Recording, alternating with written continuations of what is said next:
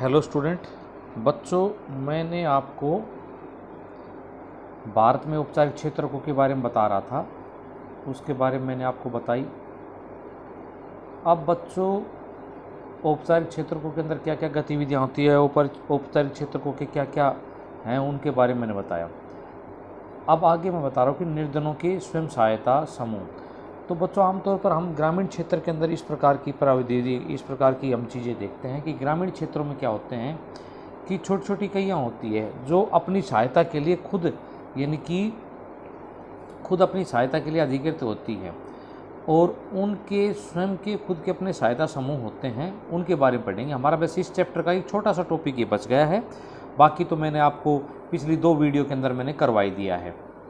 तो क्योंकि पिछली वीडियो काफ़ी लंबी हो गई थी, तो ये बस हमारा एक निर्धनों के लिए स्वयं सहायता समूह। तो पिछले खंड में हमने देखा कि निर्धन जो परिवार होते हैं उनके ऋण के लिए अब औपचारिक स्रोतों पर निर्भर होता है। ऐसा क्यों है कि भारत में अनौपचारिक जानते हो ना, मैंने बताया था परसों आपको वीडियो के अंदर जो आई थी मेरी मंगलवार को वीडियो, उसके अंदर मैंने आपको बताया कि अनौपचारिक क्षेत्र क्या होते हैं, जैसे साहूकार हैं, जैसे रिश्तेदार हैं इत्यादि। तो अनौपचारिक स्रोतों पर निर्भर होता है। भारत के सभी ग्रामीण क्षेत्रों में बैंक मौजूद नहीं है। जहां कहीं भी मौजूद है, बैंक से कर्ज लेना अनौपचारिक स्रोतों से कर्ज लेने की तुलना में ज़्यादा मुश्किल होता है, जैसा कि हमने मेघना के एग्जाम्पल में मैंने आपको पिछले बताया था।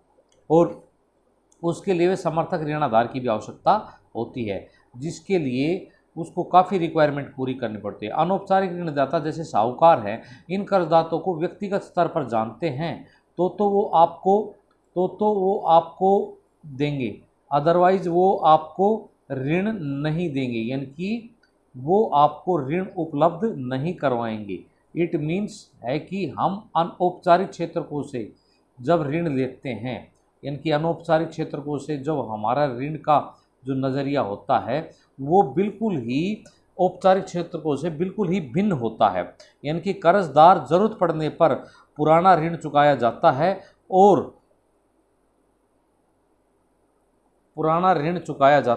और उसके साथ ही वैसे नए ऋण की भी आवश्यकता होती है। तो नया कर्ज लेने के लिए साहूकार के पास जो होता है, वो जो उसकी रिक्वायरमेंट होती है, वो उसकी बहुत सारी रिक्वायरमेंटों को पूरा करना होता है। यानी कि जो उसकी बहुत सारी ज़रूरतें होती हैं, उन ज़रूरतों को पूरा करना पड़ता है। महाजन ब्याज की दरें होती है वो अधिक ऊंची होती है। लेन देन की जो होती है वो उसके अंदर उसकी जो ज़रूरतें होती हैं वो अलग अलग होती हैं। तो बच्चों, हाल के कुछ वर्षों में हमने ये सारी चीज़ें देखी हैं, और इन चीज़ों के माध्यम से ही हम ये आपको अवगत करा रहे हैं कि हाल ही के वर्षों में हमने सारी चीज़ें इन चीज़ों के माध्यम से हम आपको अवगत करा रहे हैं। हाल के वर्षों में गरीबों को उधार देने के लिए कुछ नए तरीके अपनाए हैं, और इन नए तरीकों को अपनाने की कोशिश भी की है। तो इनमें से एक विचार, यानी कि गरीबी क्षेत्र के अंदर जो रहने वाले नागरिकों के हैं या समुदाय के लोग हैं, उनके विशेषकर महिलाएं तथा छोटे छोटे वर्गों के अंदर जो पढ़ने वाली महिलाएं होती है, वो इनसे ज़्यादा प्रभावित होती है।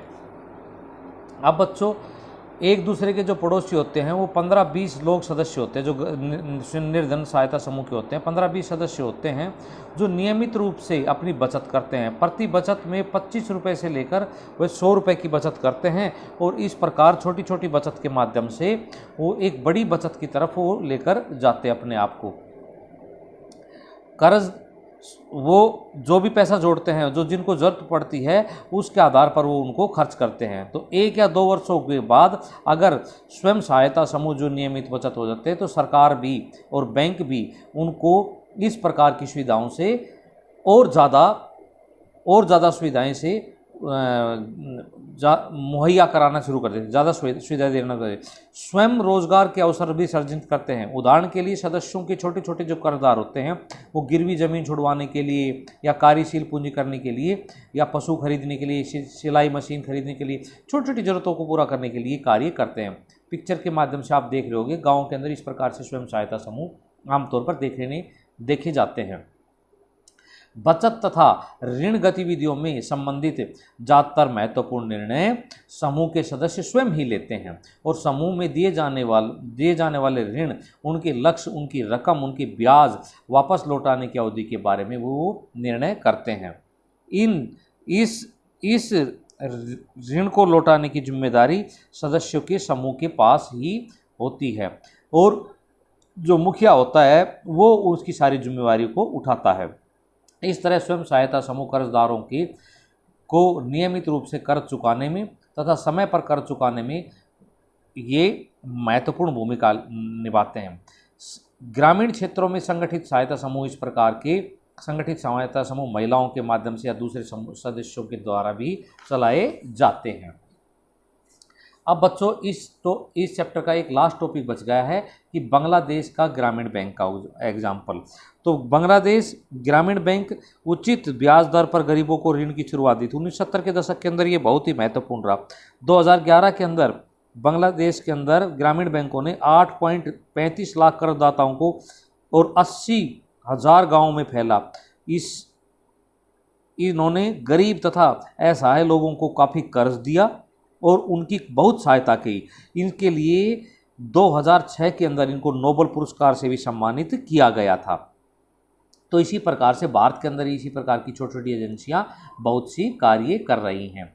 सारांश रूप में हम यही कह सकते हैं कि बच्चों हमने